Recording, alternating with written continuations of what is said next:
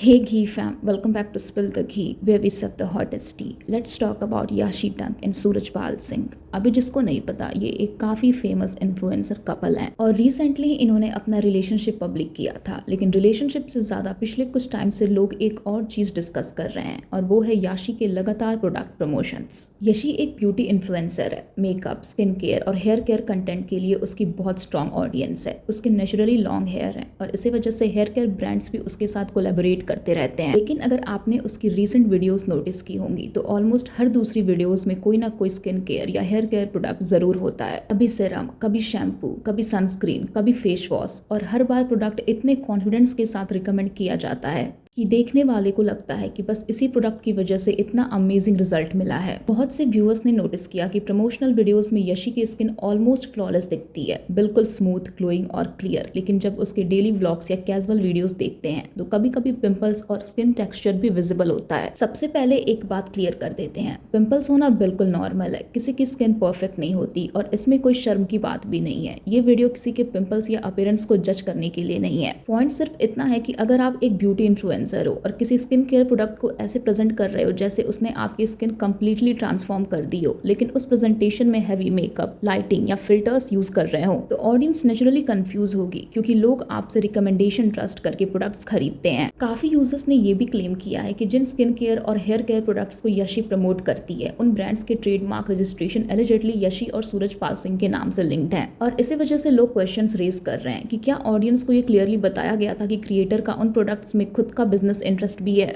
क्योंकि जब कोई क्रिएटर किसी प्रोडक्ट को पर्सनल रिकमेंडेशन बताता है तो ऑडियंस उस बात को अलग तरीके से लेती है। लेकिन अगर वो प्रोडक्ट क्रिएटर के खुद के ब्रांड का हो तो आइडियली उस बात का डिस्क्लोजर होना चाहिए ताकि व्यूअर्स इन्फॉर्म डिसीजन ले सके। स्किन केयर और हेयर केयर के अलग अलग ब्रांड्स प्रमोट किए जा रहे हैं लेकिन ओनरशिप को लेकर ट्रांसपेरेंसी नहीं दिखाई गई। इनडायरेक्टली अपने ब्रांड्स के प्रोडक्ट्स को यूजफुल प्रोडक्ट्स बोलकर मार्केटिंग कराई जा रही है और ये चीज रिवील भी नहीं की जा रही ताकि अगर इनकेस इनके प्रोडक्ट में कोई इशू हो तो इनका नेम क्लियर रहे। ऑडियंस को या तो ये लोग पागल समझते हैं या जानबूझ के फूल बनाते हैं, लेकिन ऑडियंस अब इतनी नाइव नहीं है। कोई भी चीज लेने से पहले ऑडियंस अब चेक करती है। यशी और सूरज अपने ही ब्रांड्स के प्रोडक्ट्स प्रमोट करते हैं लेकिन दोनों ने कभी इस चीज के बारे में पब्लिकली कोई बात नहीं की और ये इसलिए हो सकता है ताकि इन केस अगर एक ब्रांड के साथ कोई प्रॉब्लम होती है तो इनका एक ब्रांड सेफ रहे। देखो, अपना बिजनेस होना गलत नहीं है, अपना स्किन केयर ब्रांड लॉन्च करना भी गलत नहीं है। आज बहुत सारे इन्फ्लुएंसर्स अपने ब्रांड्स चला रहे हैं लेकिन ऑडियंस का एक्सपेक्टेशन सिर्फ इतना होता है कि उन्हें सच पता हो। अगर क्रिएटर ओनर है, को ओनर है या उससे डायरेक्ट फाइनेंशियल बेनिफिट मिलता है तो व्यूअर्स को उसके बारे में ट्रांसपेरेंसी मिलनी चाहिए।